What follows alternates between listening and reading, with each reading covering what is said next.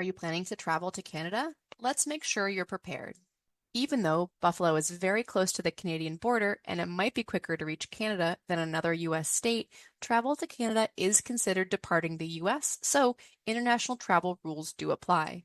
This means having all the required documents, including your valid immigration documents like passport, I-20 or DS-2019, valid travel signature, and valid US visa.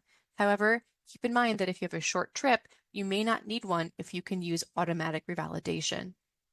If your trip is less than 30 days and you're only going to Canada, you may not be issued a new I-94. Now, keep in mind that because Canada is a different country, a Canadian visa may be required.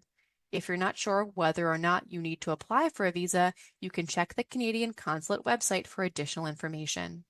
If you're at the end of your program and you do not apply for OPT or academic training, and you go to Canada during your grace period, you cannot return to the US as an F1 student. Please contact ISS if you have any questions about this.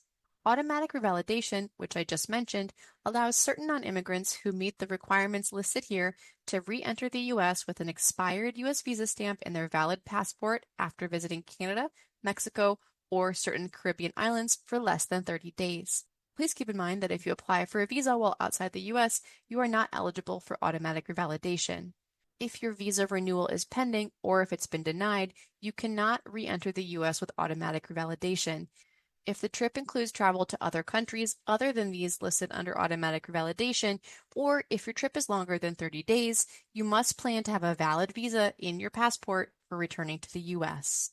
If citizens of your country are normally required to have a visa to travel to Canada, then you must also have a valid Canadian visa if you plan to travel there.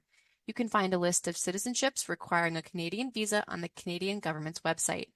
Using automatic revalidation does not eliminate any visa requirements for Canada, Mexico, or the neighboring islands. Thank you. If you have any questions, please contact ISS.